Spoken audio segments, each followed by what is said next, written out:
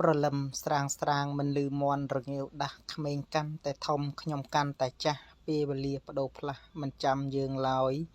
ពេលវេលាតែងតែកន្លងទៅរឿងរ៉ាវអាស្រូវកើតជាបន្តត្រកូលធ្លាប់មានប្រែមកជាក្រអ្នកអាក្រក់អ្នកល្អស្លាប់ដូចតែគ្នា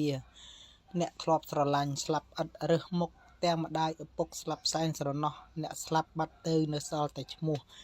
ដូច្នេះអ្នករស់ត្រូវមេត្តាគ្នាទឹកមួយក្រឡុកកុំក្បង់នឹងដៃនាំឲ្យចង្រៃកកវវឹកគួលលុតជង្គង់បង្អោនក្រេបផឹកម្ដេចបានមួយក្អឹកក្រែងបាត់ខះកដកដង្ហើមដើម្បីរស់បន្តសាងសន្សំសេចក្តីល្អកំដរជីវិត